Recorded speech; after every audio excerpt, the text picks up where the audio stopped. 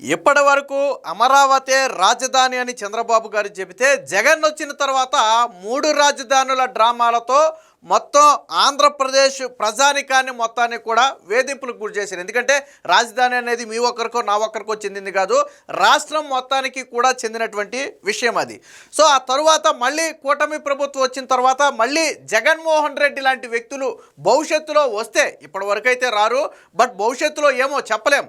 జగన్మోహన్ రెడ్డి కాబట్టి ఇంకో వ్యక్తి, అలాంటి మనస్తత్వం ఉన్నటువంటి వ్యక్తులు ఎవరైనా సరే ఆ ముఖ్యమంత్రి అయితే అప్పుడు రాజధానిని కదల్చకుండా ఉండటం కోసం చంద్రబాబు గారు ఒక దుర్భేద్యమైనటువంటి చట్ట రక్షణ కల్పించాలనే ఉద్దేశంతో ఈ నెల 28న ఆ క్యాబినెట్ మీటింగ్ పెట్టారు.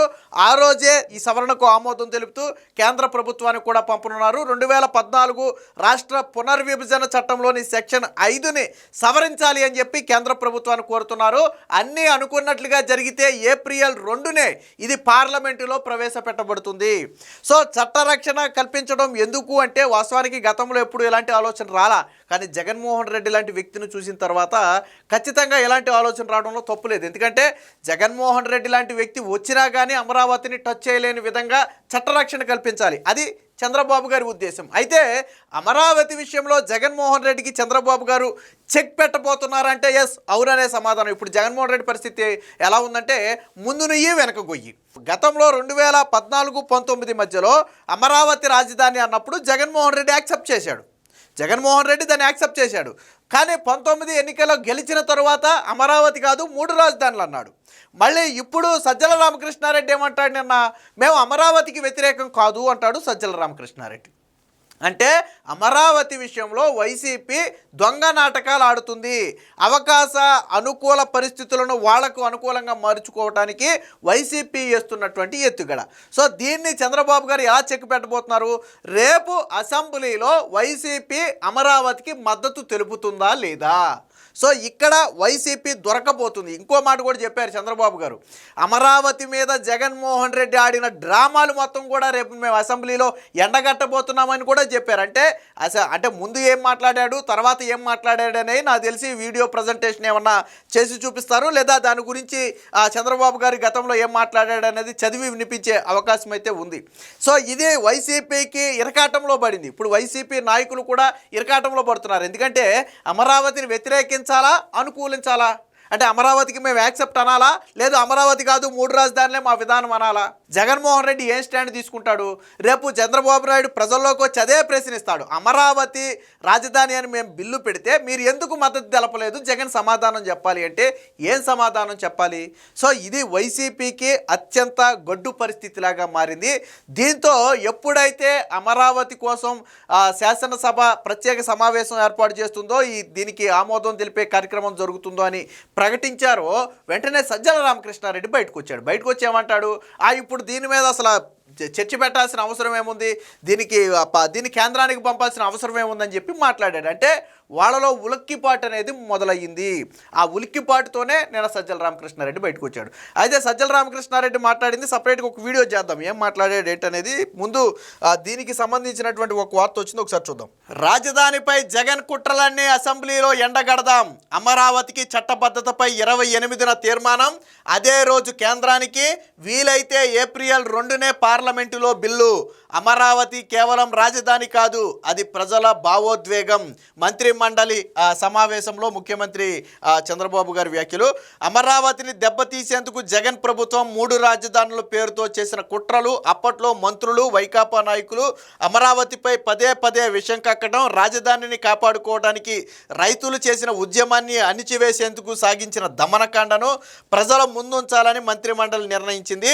విజయవాడ గుంటూరు మధ్య రాజధానిని ఏర్పాటు చేస్తామని అసెంబ్లీలో ప్రకటిస్తే అప్పట్లో విపక్ష నేతగా జగన్ దాన్ని సమర్థించారని, వైకాపా అధికారంలోకి వచ్చాక మాట మార్చి 3 రాజధానుల పేరుతో నాటకానికి తెరతీశారని ముఖ్యమంత్రి చంద్రబాబు చెప్పారు. ఆంధ్రప్రదేశ్ రాజధానిగా అమరావతికి చట్టబద్ధత కల్పించే అంశంపై శనివారం శాసనసభలో చర్చించి తీర్మానం చేయాలని చెప్పి పేర్కొన్నారు.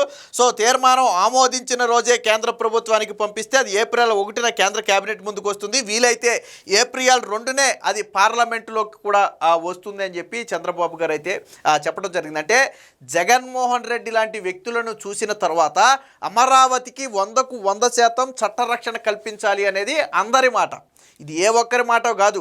మొన్న ఎన్నికల్లో చంద్రబాబు గారు అమరావతి రాజధాని నినాదంతో ఆయన ఎన్నికలకు వెళ్ళారు. పవన్ కళ్యాణ్ కావచ్చు, బీజేపీ కావచ్చు, చంద్రబాబు గారు కావచ్చు. కానీ జగన్మోహన్ రెడ్డి 3 రాజధానుల నినాదంతో ఎన్నికల్లోకి వెళ్ళాడు. ఏమైంది? 3 ప్రాంతాల్లో ప్రజలు తరిమి కొట్టారు. జగన్మోహన్ రెడ్డి 3 రాజధానులు అన్నా జగన్మోహన్ రెడ్డి ప్రధాన ఉద్దేశం వైజాగ్ను రాజధానిగా చేయాలి అనేది ఆయన ప్రధాన ఇంటెన్షన్. బట్ ఆ వైజాగ్లో అయినా జగన్మోహన్ రెడ్డిని ఆదరించాల. అక్కడ కూడా జగన్మోహన్ రెడ్డిని బయటికి తరిమేశారు. అంటే 3 ప్రాంతాల ప్రజలు జగన్మోహన్ రెడ్డిని నమ్మలేదు. ఏ ఒక్క ప్రాంతమో కాదు. అంటే ముక్త కంఠంతో రాష్ట్రం అంతా కూడా అమరావతి రాజధానిగా ఉండాలని కోరుకున్నారు. ఎందుకంటే అది రైతుల త్యాగఫలం. రైతులు స్వచ్ఛందంగా 3 పంటలు పండే భూమిని రాష్ట్ర భవిష్యత్తు కోసం, మన భవిష్యత్ తరాల యువత కోసం, వారి భవిష్యత్తు కోసం త్యాగం చేశారు. సో అలాంటి త్యాగాన్ని ఎవరూ మర్చిపోరు. నోటికి అన్నం తినే ఏ వ్యక్తి కూడా రైతు చెడిపోవాలనో లేదా రైతు బాధపడాలనో కోరుకోడు. జగన్మోహన్ రెడ్డి 5 ఏళ్ల పాటు ఏం చేశాడు? రైతులని రోడ్డు మీద నిలబెట్టాడు. ఈవెన్ మహిళా రైతులు కూడా రోడ్డు మీద టెంట్ కింద నిలబడి ధర్నా చేయాల్సిన పరిస్థితి. ఏ రోజు వాళ్ళ మొహం కూడా చూడాల జగన్మోహన్ రెడ్డి. అంటే ఆ ఉసురు ఉత్తినే పోద్దంటే పోదు. మొన్న ఎన్నికల్లో తగిలింది, జగన్మోహన్ రెడ్డికి గట్టిగానే తగిలింది. సో కాబట్టి ఇప్పుడు జగన్మోహన్ రెడ్డి లాంటి వ్యక్తులు భవిష్యత్తులో వచ్చినా, జగన్మోహన్ రెడ్డి అయితే రాడు ససేమిరా, అలాంటి వ్యక్తులు ఏమో 10 ఏళ్ల తర్వాత 20 ఏళ్ల తర్వాత అలాంటి మనస్తత్వం ఉన్నోడు ఎవడైనా రావచ్చు. వచ్చినా కానీ అమరావతి జోలికి వెళ్లకుండా ఒక దుర్భేద్యమైనటువంటి చట్టరక్షణ కల్పించాలి అనేది చంద్రబాబు గారి ఉద్దేశం. దీనికి సంబంధించిన మరొక వార్త కూడా వచ్చింది, చూద్దాం. అమరావతి శాశ్వత రాజధాని, భవిష్యత్తులో రాజధానిని మార్చకుండా అసెంబ్లీలో తీర్మానానికి కేబినెట్ ఓకే. దీనికి సంబంధించి తరచూ మార్పు చేయకుండా అమరావతిని శాశ్వత రాజధానిగా ఉంచేందుకు శాసనసభలో తీర్మానం చేయాలని కేబినెట్ నిర్ణయించింది. రాష్ట్ర రాజధాని అమరావతి అభివృద్ధిని కూడా దృష్టిలో ఉంచుకుని సీఎం చంద్రబాబు నాయకత్వంలో సమావేశమైన మంత్రివర్గం ఈ నిర్ణయాన్ని తీసుకుంది.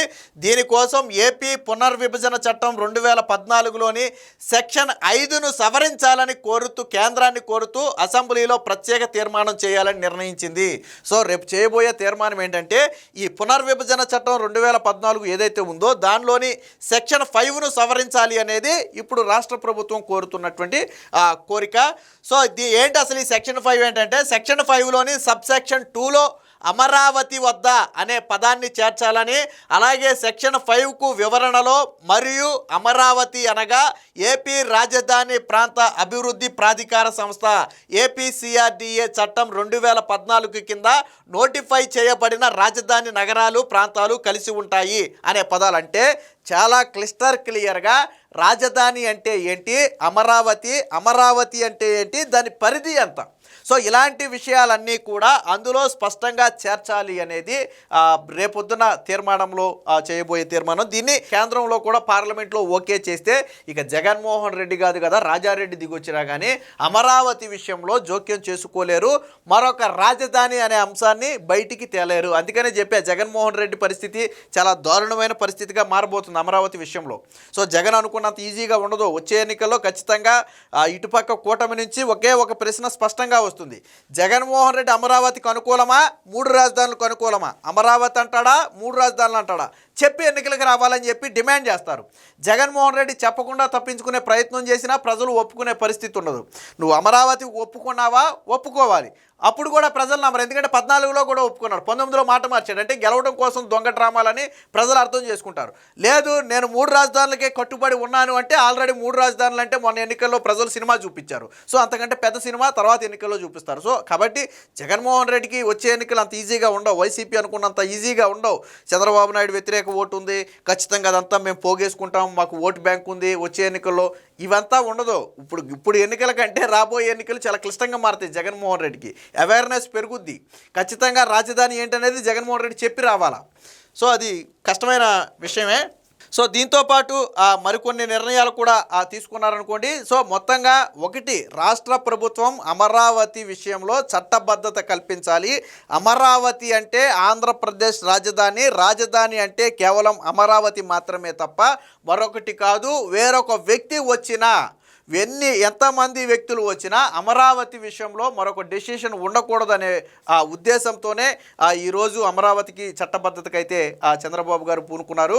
మొత్తంగా ఇది వైసీపీ నాయకులను ఇరకాటంలో పెట్టే అంశంగా మారింది. రేపు అసెంబ్లీలో జరిగే చర్చకు వీళ్ళు అనుకూలమా వ్యతిరేకమా చెప్పాలి. ఎక్కడితో ఆగిందా లేదు, పార్లమెంట్కి వెళ్తుంది బిల్లు.